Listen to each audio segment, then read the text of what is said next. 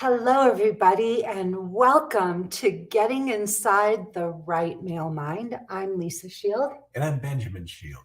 And we are so happy to have you here today.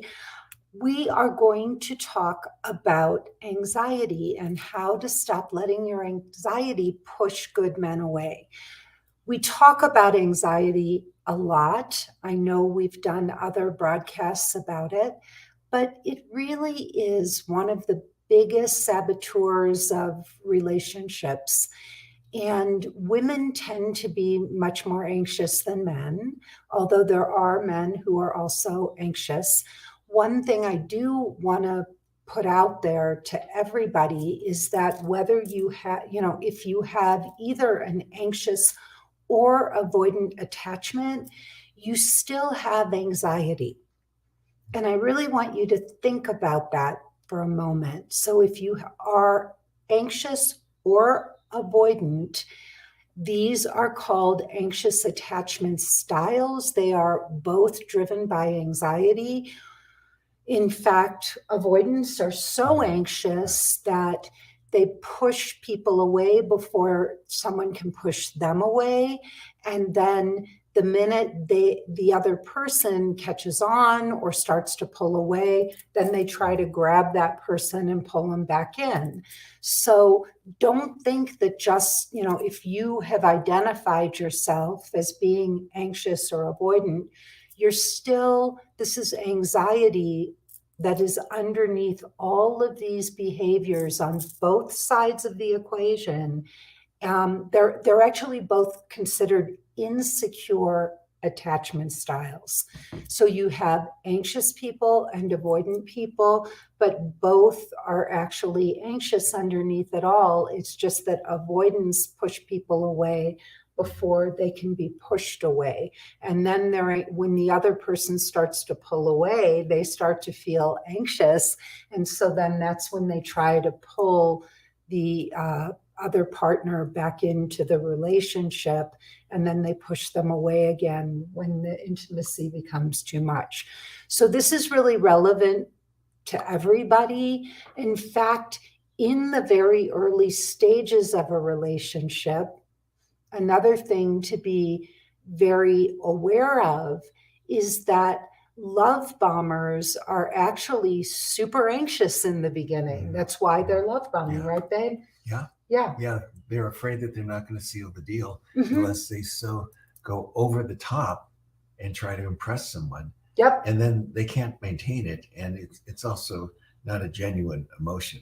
Yeah. And so that is driven by anxiety. Somebody who's secure is going to pursue a woman or a man. A woman is going to be interested in a man. But if you're avoidant, what happens is they get very excited in the beginning. They come on super strong, and all of that is driven by anxiety. Now, if you don't understand what we're talking about when we say anxious or avoidant, these are what are known as attachment styles. There is a fabulous book. Attachment theory is a theory from psychology that has been around for quite a long time. But there was a wonderful book that was written specifically about adult attachment style called Attached.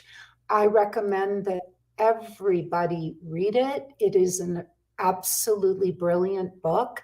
It simplifies attachment theory. Psychologists love to complicate these things, and this book breaks it out into 3 basic attachment styles, and it just makes it easy for anybody to understand and see themselves in these dynamics.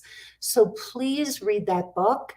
If for any reason you may suspect that you may have an avoidant attachment style, there is a second book that I highly recommend you read, and it is called He's Scared, She's Scared.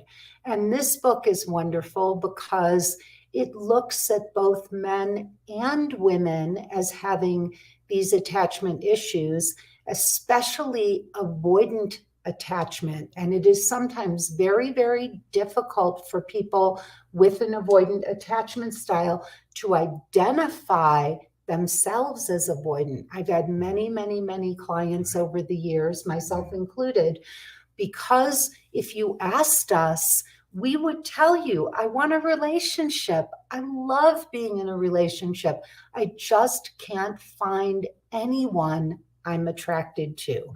So if you hear yourself saying something like that, you may have an avoidant attachment style. And I highly, highly recommend you read He's Scared, She's Scared, because you may see yourself in those pages. And this is a very, very difficult thing for people to identify in themselves. It's easy to identify someone else's avoidant, Right. but it's harder to identify your own avoidant attachment. With all of that being said, babe, I want to talk about women more than men are anxious. Mm-hmm. Why do you think that is? Well, I think that there's pressure on women to what a man would call seal the deal. So they're looking for to just check off their checklist, finding a partner, or getting married. And so in doing so, they can sabotage themselves. The key to a wonderful relationship is vulnerability, and anxiety kills vulnerability. Mm-hmm. Yeah. Well, and I also think that, number one, women do have a time clock. And so for those women who want children, they are anxious because they only have a certain amount of time to be able to find a wonderful partner, which is all the more reason to get professional help. And when I say that, I'm talking about working not with therapists and not doing generalized self-help work, which is all useful. Don't get me, we are great proponents of all of these different kinds of personal growth modalities. But the most important thing, if you want to find love and partnership, is to work with an actual love coach, because love coaches like us, we get the job done. We're specifically focusing on love and partnership, how to date, how to relate better to the opposite sex, how not to be anxious. And you can do just generalized work, but it's not the same as working with a specific love coach who will give you a proven step-by-step plan for getting this solved, especially if you're a young woman in your 30s who wants to have children. So a lot of that anxiety is driven by that. And the other thing that I think, and I'm going to speak as a woman, I'd love for you to speak to this, honey, but as a woman, it is very hard for me when I feel like I'm competing with all the other women out there, and men, by and large, are looking for beautiful, slender, young women.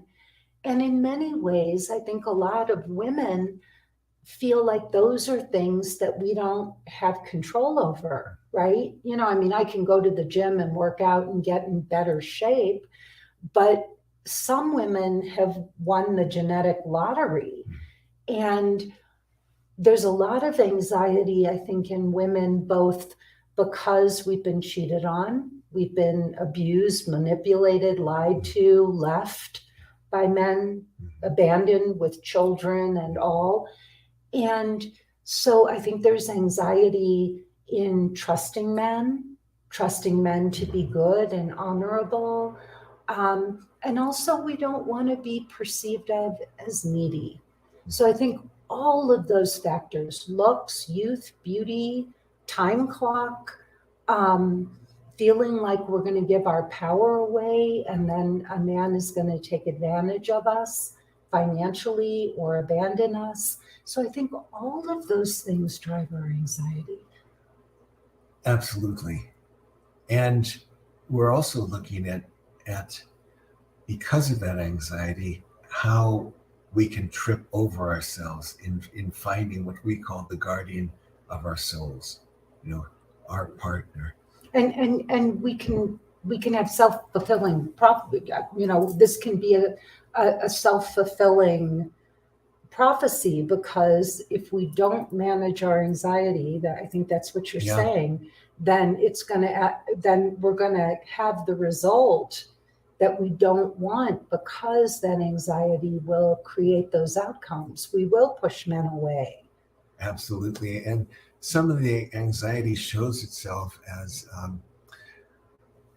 constantly needing reassurance, fishing for compliments, and creating so much drama and emotional neediness in the relationship that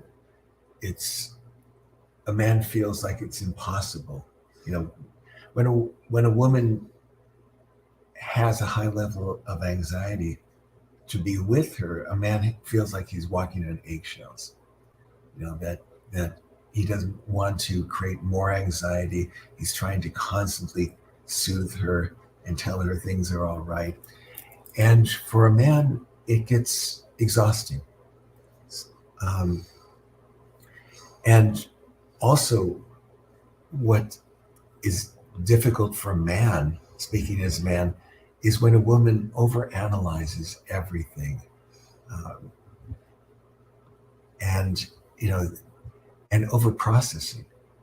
So they're just having to talk about every little situation and process it, and that's not how men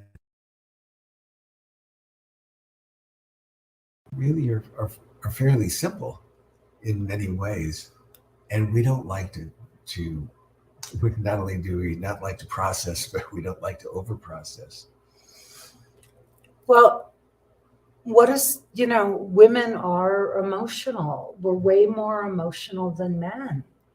And we also have, younger women have menstrual cycles. So we also have those kinds of hormonal fluctuations. Even women in menopause go through a lot of, emotional ups and downs. And I think that that's also something that we're really afraid of. Yeah. That we're going to drive men away because of those kinds of things. I think that's part of our anxiety and our insecurities, is that we know that men think that we're batshit crazy. And so we'll get into some solutions and what to do about all of this. But, I'm just speaking as a woman, knowing how I have felt with men. And I really did have anxiety and insecurities because I felt like I was kind of crazy and I was going to drive men away. And I'm sure you did. I know I did. Yeah. I know I did. And the more you try to suppress it or judge yourself for it, the worse it is, if that makes sense. Right. And I think women can be consumed with worry about things that haven't happened yet, or they hear about from their girlfriends' relationships. Yeah. And they become so anxious that by the time on a first date, when a woman is sitting across from a man, the man is already at a deficit because the woman is just seeing him as this bucket of problems. Ooh, a bucket of problems. So we came up with these 8 key ways. And the first is letting your insecurities, 8 key ways that anxiety can push a man away. And the first one you just mentioned was letting your insecurities control the relationship, constantly fishing for compliments, having too much drama and emotional neediness too soon in the relationship, where a man is just going to feel overwhelmed, especially in the beginning. A lot of women go on dates and they just feel like they get into too much too soon. Mm-hmm. And what happens? What does the guy think when he starts to hear that? Well, it's oversharing, and it's just like way too much too soon. And on a first date, a man extrapolates what it's going to be like 5 years from now, 20 years from now. And if he's just sitting there listening to someone oversharing their emotions, or about their exes, or about their girlfriends' relationships, and or about the mistrust they develop for men, and all of these things, it's exhausting and also dissociating for a man. Because there's, when a woman is oversharing, there's often no entry into the conversation. Yeah. And also, some men will go for these desperate, needy women because they think they can rescue them, and it gives them a sense of meaning and purpose, and Yes. they think that they can help them. Have you ever done that? Oh, I have. And, I figured that rescuing a woman would, really solidify a great relationship, because she'll always be grateful.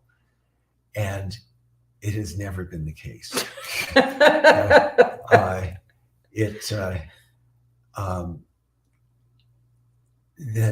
the same conditions that needed rescuing before the relationship began continue after the relationship. And there's not the gratitude that a man doesn't feel gratitude, saying that, he's married me, we're in a relationship, we're committed, we're going to have a family. But the same insecurity still exists, and it begins to create a wedge. And when there's a wedge, it either leads to emotional separation, physical separation, or a man will seek something outside the relationship that he's not getting within the relationship. And honey, we'll edit this, but I'm gonna try to fix this because I know it's not working. Maybe we can, interesting. Well, we should have, hello, we should have tested this before we started, because I don't think I don't think the sound is good. So if we can speak up, Sure. I think that's a really good thing. Absolutely. Let me just see something here. Sorry about that, babe. Whoops, let's go here. I don't think there's anything we can do right now. Is it not being recorded? It's being recorded, but anyway, we'll just cut that part out. I don't see, hello. 1, 2, 3, 4. See, I don't see yours moving. 1, 2, 3, 4. Right. Okay. Well, this is where you should test your camera before your mics before you go live. So please excuse us. The sound is fine. Oh. Okay. Well, it's not going through our mics. It's going through the computer. But thank you for that. Okay. Thanks, Jane. I appreciate it. All right. So let's continue on, babe. Okay. So so the second one is overanalyzing his words and actions. Yeah. And this is something that a man is terrified of, because the thought of, after a date, that a woman is going to call 4 of her girlfriends and talk about every little thing. And the guy just goes home and relaxes and turns the TV on and, opens a bag of Doritos and has a beer and, thinks the evening went great. And men tend not to overanalyze. And the thought, if a man thought that a woman is going to just go over every word and every action, it is stultifying. He would be so concerned about everything he has, is saying and doing, that he wouldn't want to continue in that relationship. Right. No, I get, and there's a great piece by Dave Barry. Yes. And it's called The Difference Between Men and Women. And it's really, it's brilliant. And it completely captures how women just overthink and overanalyze, and how men really just are very simple. They're a lot more in the moment. They're present. Well, not necessarily. I don't think in that piece he was in the moment. He was thinking, Right. yeah, but they're just, the way men think, they're not going over and over and over something. They're just, it is what it is. So, yeah. And men, it's not even just that men don't want us to overprocess the dates. They don't want us to sit with the man and overprocess and overanalyze. Right. Oh, that would be a killer. Excruciating. Yeah. Excruciating. Yeah. I mean, a man has one opinion. He has one answer to something. And women just sit there, well, what about this? And what about that? And I don't know, but this could be, or that could be. I think a man is looking for in a life partner, someone who he could have fun with. Mm-hmm. And that first impression on the first date will tell him a lot. Mm-hmm. And so if a woman is anxious, or if she's interviewing him, or over processing things that he's saying, trying to get deeper, it's going to be a turnoff, because that's not fun. Yeah. It's not playful. Uh-huh. Yeah. I don't know why women do that.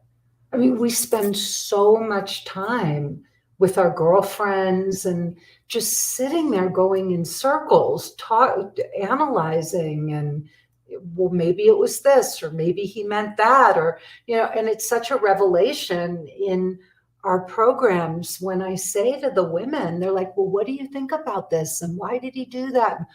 I'm like, I don't know. Ask him. Right. Ask him. The only person who can tell you why he did what he did is the guy. I could just make up stuff for you. We can sit here and make stuff up, but yeah, I mean, we've experienced women that who've entered the program, and they so overanalyze. Well, his text wasn't as long as it was before. He didn't send me a good morning text this morning. He didn't set a time for the next date. And what do I do? How do I text him? And see, it's the anxiety that's driving all that, because really, if it were a friend, you would call your friend and say, hey, I haven't heard from you in a while. I'd love to get together.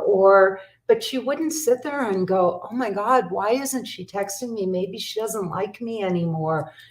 She's got other friends. Maybe she's seeing all of her other friends.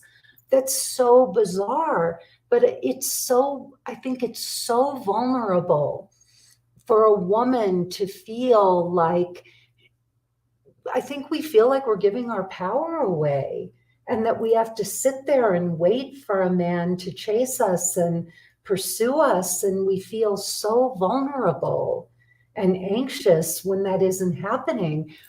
And sometimes, the guy just doesn't even know if the woman liked him, or he got busy with work, or maybe he isn't interested, but you don't know until you just reach out and say, hey, I'd love to get together again. Yeah. And that's what we refer to as taking the female lead, the Right. lead. Yeah. If you asked me on a second date, I bet I'd say yes. So the third thing is questioning his actions and intentions. Yeah, that it would drive a man crazy if, where constantly asking where he's been, who he's been with, why he stayed so long with, on a date, or, with a friend. And sometimes men have female friends, and they love to have lunch with them, or a cocktail. And there's nothing more than just being friends. And if a woman questions that, that a man wants to be with a woman because it will make his life bigger, not smaller. And if he's afraid, or if he begins to hide these, occasional lunches or cocktails or coffees, he begins to feel resentful. Mm-hmm. And so a man wants to feel that he could say, I'm going to have coffee with so-and-so on Thursday. And, the woman would, either say, well, why are we spending time with her? Do you have feelings for her? Right. And I thought we'd do something on Thursday, as opposed to just, embracing and saying, I'm so glad you're developing a friendship. And, I'd love to, come along one of these times and the three of us, or we could double date and the four of us could get together. Mm-hmm. Yeah. And then the fourth one that we came out, or that you wrote down, honey, was becoming emotionally over dependent on him. Yeah. And that's when a man occupies a huge amount of real estate in a woman's mind. And so she's just thinking about him all the time. And is he calling? Is he being supportive of me? Just to the exclusion of almost anything else in her life, this is front and center. Mm-hmm. And that's a responsibility for a man, a big responsibility that most men wouldn't want. They want to be part of someone's life, not the center. Mm-hmm. And also some women that we notice in our programs, they're so anxious to just be in a relationship that they become so dependent on the guy so quickly. It's almost like they've gone on a few dates, or they've known him for a few weeks, and they're already like planning the relationship. Yeah. And feeling entitled, like he's supposed to be calling her all the time. And, they're already calling him babe and referring, it's like they've already created a whole relationship with this person. Yeah. And it's a negative feedback, because if someone becomes overly emotionally dependent, and the guy may still be dating other people, mm-hmm. because he didn't have the exclusivity talk. But already she is feeling like they're in an exclusive relationship. They should be getting together every Saturday night and other nights in the week. He may be dating other people, and that may lead to more resentment, fear of the woman that he's not paying attention to her. Well, and it's also, it just becomes very unattractive to a guy, to anybody, if someone is too available and he can feel it, and that she's saving all of her time. I mean, we know women who are dating and they may like one particular guy, they may still be online, but they're always holding that weekend open till the last minute, mm-hmm. Just in case he asks her out. But if a guy has, a man who's really, really, really interested and who's a great guy, is not going to wait until the last minute to ask you out on the weekend. I mean, really wonderful men, secure men, are going to ask you out on the last date, or they're going to make sure that something is set up because they know you're waiting and they also want to see you. Yeah. And if a guy isn't 100% into a woman and he just tries to fit her into the nooks and crannies of his calendar, well, that creates anxiety, as you're saying. Yeah. Because she feels like she's not a priority, which she's not. Mm-hmm. And she knows it in the back of her mind. Yeah. She knows it. And so it creates resentment. Uh-huh. And her resentment then turns the guy off and, prevents anything further, if anything further was going to develop. Because you can't hide it. Yeah. Women think they can, and they feel good on the date, or they try to put on a good front on the date, but they're not really able to fully be themselves because they don't have that permission. And so that anxiety is there, and it comes out in questioning too much, a little bit of, an agenda but it will come out, and the men feel it. So, and speaking, well, expecting him to read your mind is the fifth one. Yeah, and that goes back to some of the things we've been talking about. That if a woman really feels that a man should be stepping up to a certain level in the relationship, but there was never really a conversation, or really how she prefers the dating to be going. Like she needs more texting, or she needs more reassurance, or whatever it may be, more time together.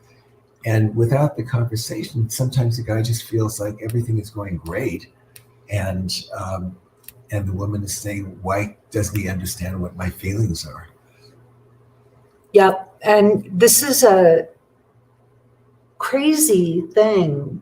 One of the big components of our program is helping women learn how, giving them the verbiage, the language to ask for what they want and need in relationships in a way that is inviting and feminine, and then sitting back and seeing if a man is listening and doing those things. A man who's really excited about getting to know you and wants to win your favor, he's going to listen for you to make those suggestions. He wants you to make those suggestions because he can't read your mind. Right.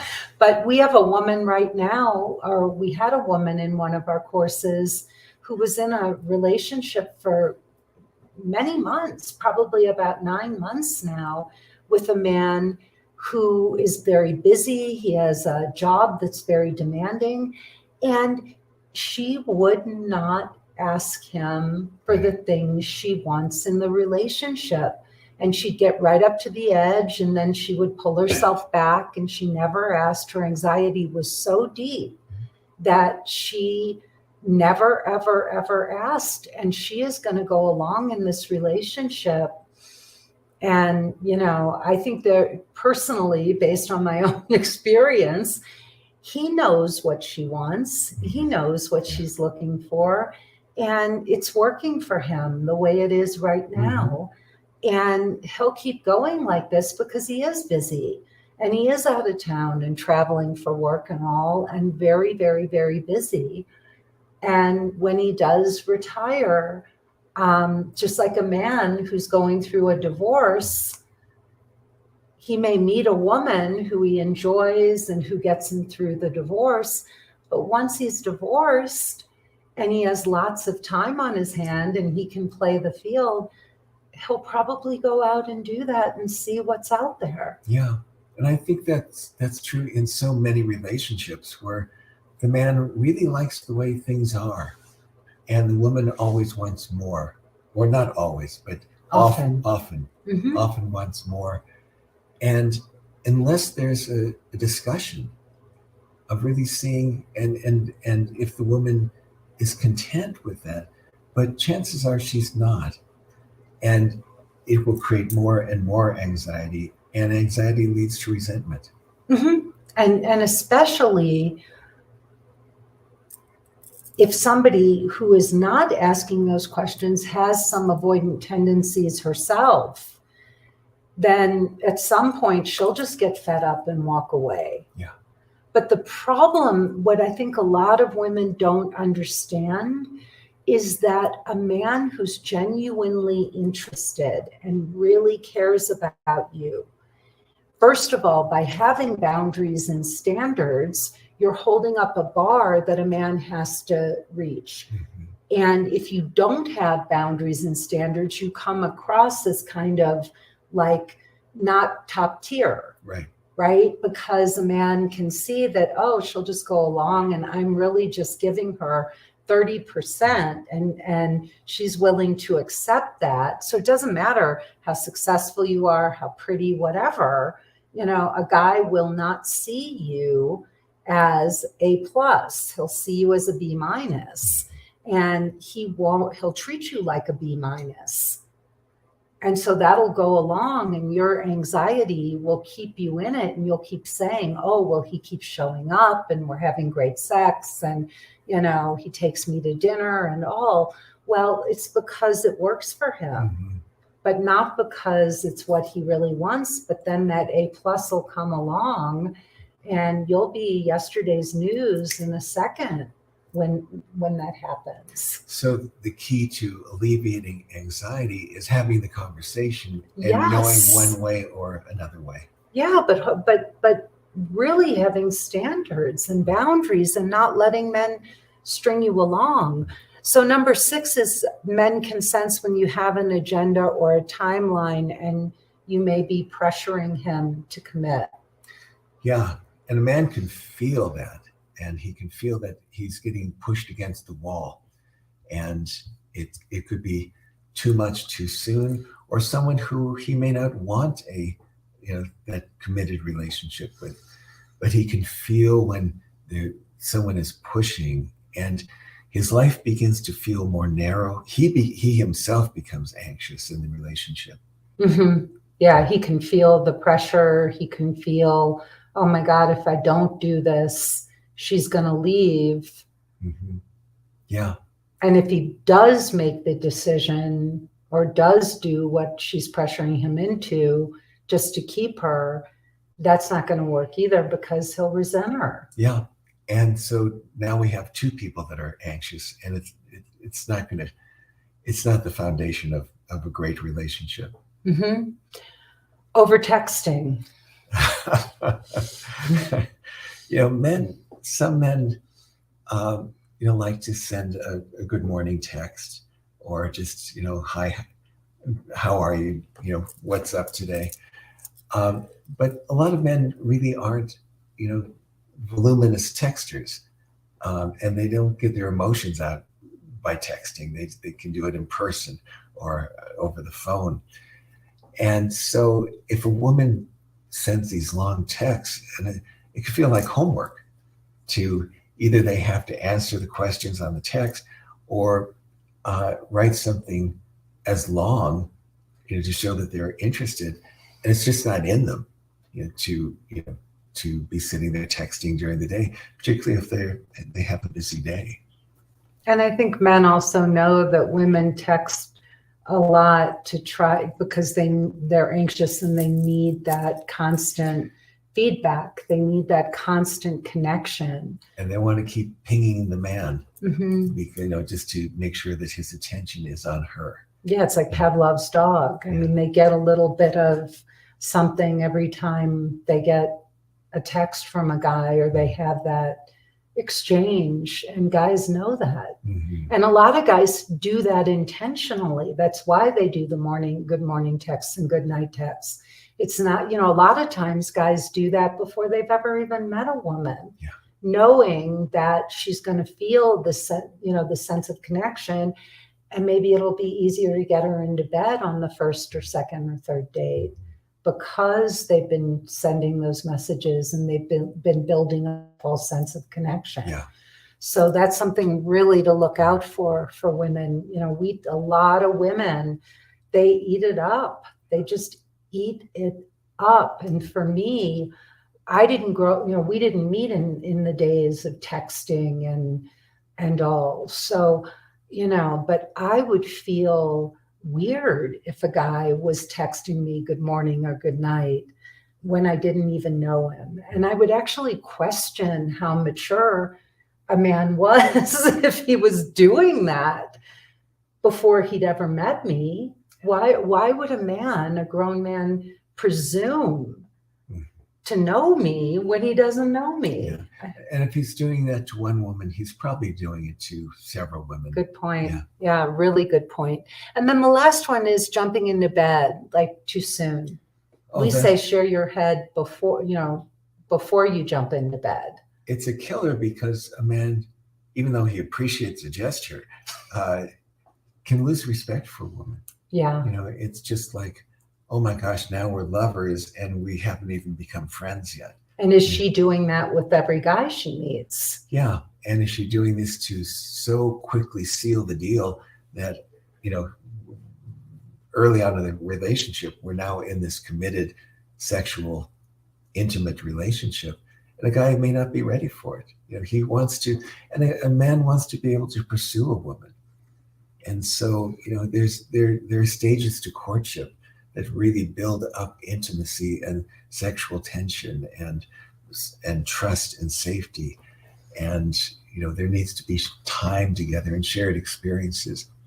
And without that, it's nice when it happens, but it's empty. There's no context for it.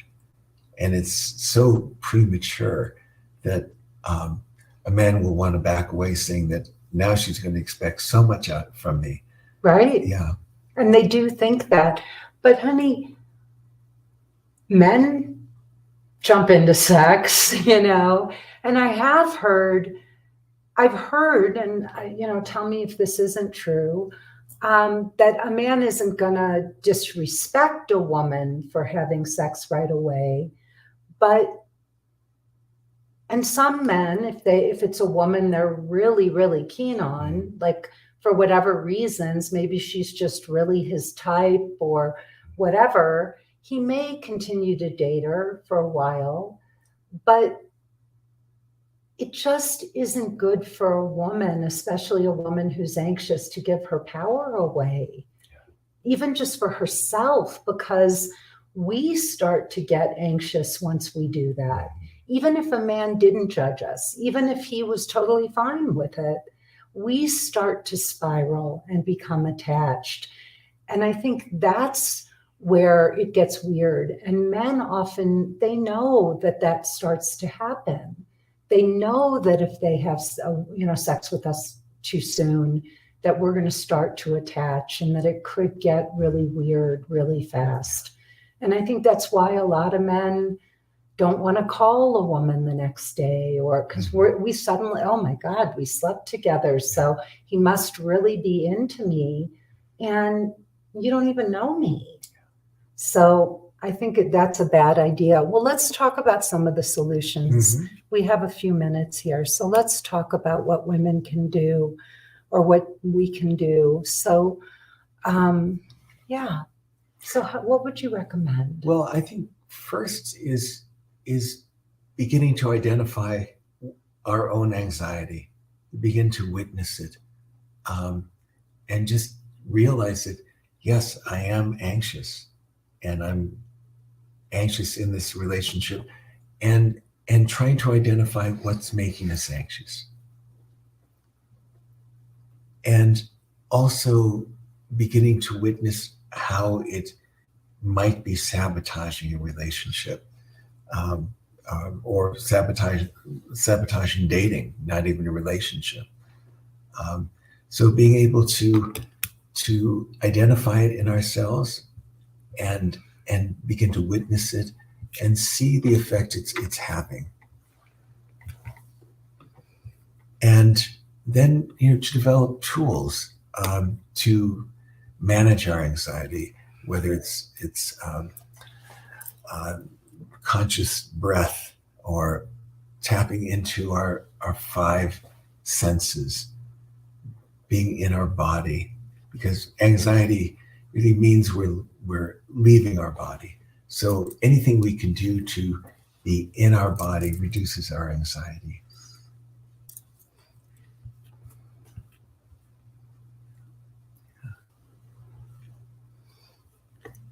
So also, we often bring in our old stories, whether it's the story of childhood and bad parenting, or past relationships, betrayals, loss of connection. And we bring that fear in with us, like we're carrying it, and we're just putting it on the table, as we sit across from someone, it's right there, right in the center of the table. So also witnessing what we're bringing to that first date, what we're bringing into the relationship that really has nothing to do with the other person. Yeah. Yeah. Yeah. So. Well, I think there's some really practical things that I would just say. like you said, anxiety kills vulnerability. So when you're anxious, it's impossible to be vulnerable. And vulnerability is really the key to ultimately to circumventing your anxiety. And so how do we become more vulnerable? What do we do? Well, the first thing is we talk about it. We learn how to find language to communicate that you want to identify your anxiety as trying to mask vulnerability. So in the case of our client, let's take her, who wouldn't talk to this man. Her anxiety was really overlaying her inability to make herself vulnerable. And so the first thing is that identifying that there's something very vulnerable here, right? And then asking yourself, what is it that's causing me to feel vulnerable? What is it that I need to communicate or ask of this man so that I'm not trying to suppress my vulnerability by asking questions or manipulating him or trying to control him? So it always comes back to being able, like Benjamin said, to first acknowledge that you are feeling anxious, to take a breath, to witness it, and then to ask yourself, what is driving this anxiety? What is it I can do or need to do in this moment? Do I need to talk to my therapist to get to the root of why I'm manipulating or trying to control? Should I be meditating? But you need to find some way to calm yourself first. And then in our program, we have techniques for this. So we work with the voices in our head. We have identified the different voices, the voice of fear and the voice of love. And so we teach our clients how to identify when the voice of fear is speaking, which would be your anxiety. And then we develop this beautiful, loving, compassionate voice so that they learn how to speak to themselves and calm and self-soothe. We also give them some writing techniques so that they can start to surface that the anxiety, what is driving the anxiety, what the fear is. Is it a fear of I've been cheated on in the past and I'm afraid, something happened and I need to talk to this man in a healthy, constructive way and share my vulnerability and say, when this happened, some old fear came up. My ex cheated on me and he had a lot of female friends and he cheated on me with one of his good female, his old female friends. And then ask for what you need. It would be wonderful if I could meet your friend. Yeah. And vulnerability opens up a door where anxiety closes the door. So sharing even the slightest bit of vulnerability, like, I was so nervous about, and so excited about coming on this date tonight and meeting you, because I was really looking forward to it. We had wonderful texts and I loved our Zoom call. But anxiety would be the opposite of that. Anxiety would be shutting a door between two people rather than opening up a door. Yeah. And so it's learning how to communicate those vulnerabilities. But when you try to suppress them, then they come out in all these various ways that we talked about. So let's go back to that. Letting your insecurities control the relationship, like constantly fishing for compliments, too much drama and emotional neediness. Overanalyzing his words and his actions or overprocessing. Questioning his actions and intentions so that you convey that you don't trust him, rather than saying, It's not that I don't trust you. It's that my ex cheated on me. You know, I did trust him. He went with his girlfriends and I encouraged that. But then he wound up cheating on me with one of his friends who I really trusted. And so now I have these fears that that might happen again, and being able to communicate that, becoming emotionally overdependent on him, expecting him to read your mind, having an agenda or a timeline where you're pushing him or pressuring him to commit so that you can feel safer in the relationship. That never works. Over texting, texting too much, or giving long answers to his short texts, and jumping into bed before you even know each other. So these are just a few of the ways that we can be anxious and push men away. I think that's good, honey. Yeah. Anything you want to say? Well, you know, as a man, we're not over processors, We're not, but we're extremely sensitive to when a woman is pushing us beyond our comfort level. And if it's too much too soon, we want to push away. And a lot of men may seem avoidant, where it just may be self-preservation, that I need to get out of this relationship because she wants something before I even know her, or I may not even want to be in a relationship now. We haven't had the talk, and all of a sudden I'm feeling like, oh my gosh, if I don't call her, I'm going to be in trouble. If I don't text her, I'm going to be in trouble because she's expecting this of me. Mm-hmm. And so rather than a relationship where it's one of giving to each other, when it becomes one of expectation or fear of reaction of the other person because the other person's anxious, it's toxic rather than nourishing. Yeah, it's interesting, babe, when you're talking, one of the things that I realized for myself, I find that concept, as you know, about leaning back and letting men chase you just abhorrent. I think it's inane for so many reasons. But what I did do was, when I was dating and I'm listening, like I'm thinking about, because I did all these behaviors except the texting, only because texting didn't exist. But I did so many of these behaviors. And I was thinking of where that really changed for me.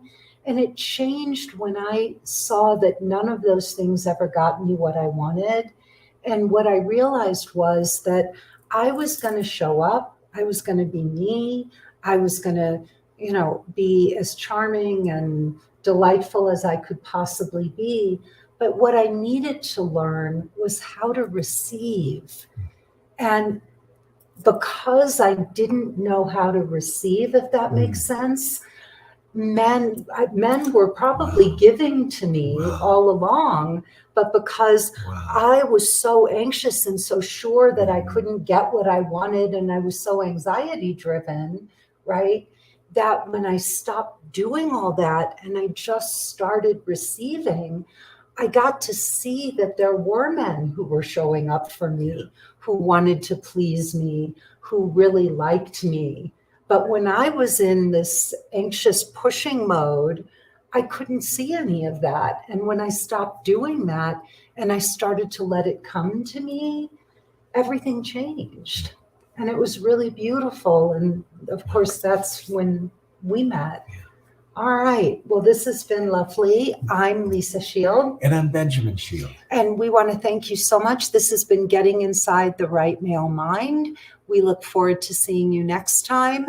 Please check out our other podcast episodes wherever you get your podcast. You can also find all of our podcasts on my website, lisashield.com. You will also see success stories. You will be able to read about my story and how I became a love coach.